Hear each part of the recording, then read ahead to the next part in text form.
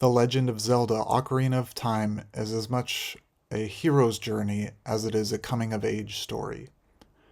There is much to be said about the individual character of Link and his own abrupt transformation after his fateful sealing in the Temple of Time.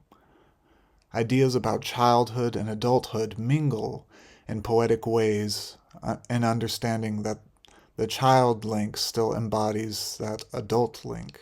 This further deepens the ending of the game when Link is sent back to his childhood to recover the years lost under the seal in the Temple of Time. Is the child not then an adult as well as in the end? This duality is the core of Link's personal journey in Ocarina, having a sense of loss and being misplaced, essentially after the departure of his journey's partner Navi. The subsequent sequel to Ocarina of Time, Majora's Mask, delves more into the issues and identity within Link, and is proxied by the Skull Kid, who in a sense mirrors Link. I believe the character of Link and this interesting dynamic with the dual reality of the child-adult paradox has been explored quite a lot in commentaries here on YouTube. In this video, let's pivot instead to the general hero's journey that Link sets out on in the events of Ocarina of Time and Majora's Mask. Ocarina begins with the call of the hero, as embodied through the Deku Tree. While Link is an outsider, the Deku Tree has a special connection with Link, having knowledge of his dreams, and deems the boy as chosen. Important is the motif of the tree, an object of nature which first calls Link, but also important are the nightmares, which signify an inherent chosenness in the boy. A classic conundrum is touched on in this story, as it is in many stories about the hero's journey. Is it the fate of the individual or the call of nature that primarily represents why he is chosen? The subtext of nature is rich in Ocarina of Time. The child Link must enter the Deku Tree, a mountain, and a fish to resolve their curse.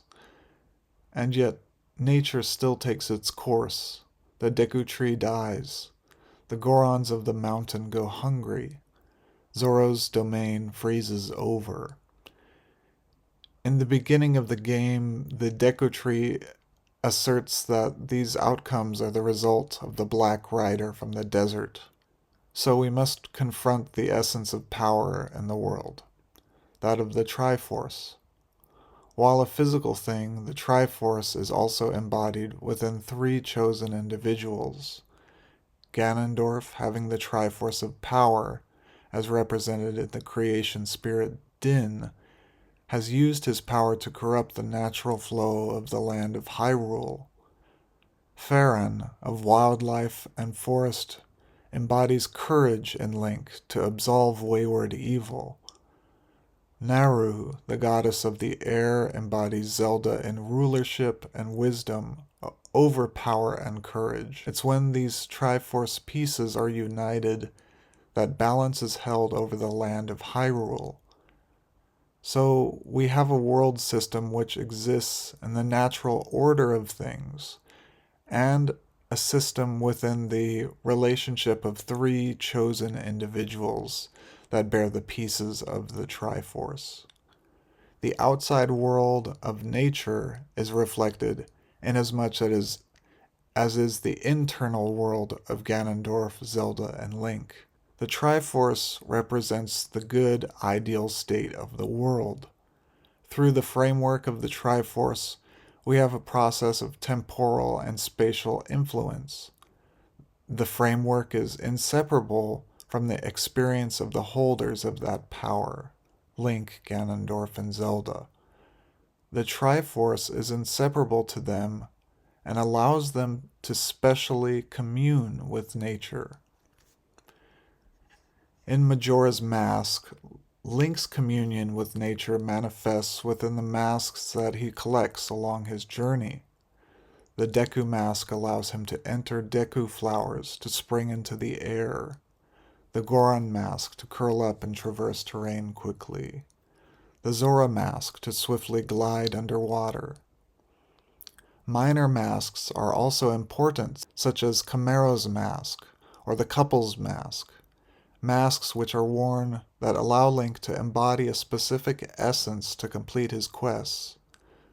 The stone mask is especially interesting in that it allows Link to be ignored by most guards and enemies in the game, essentially blending in as though he were an ordinary stone. The Fierce Deity mask is also a nod to the hero journey. In collecting all 20 masks on the moon, Link can obtain the Fierce Deity mask in the final fight with Majora. Majora also embodies 4 different masks that become hostile to Link in the final fight. They are each obtained by Link in freeing the giants. These giants are essential entities to restore cosmic order by stopping the moon from destroying Termina.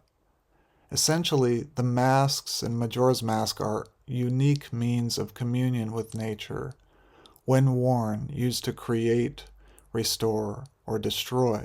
The main point that I'm trying to make is, whether it's the Triforce or the embodiment of the Triforce in Link, Ganondorf, and Zelda, or in the ways that the land of Termina and the power of the masks, there's no denying in any case the existence of a framework within the world of Zelda and how that framework is embodied and communed with in nature. It's interesting to think about The Legend of Zelda as an installment which adds to the world of mythos and would shed light and comment on the hero's journey in such a unique way that I believe that the developers were very conscious of in while creating this game.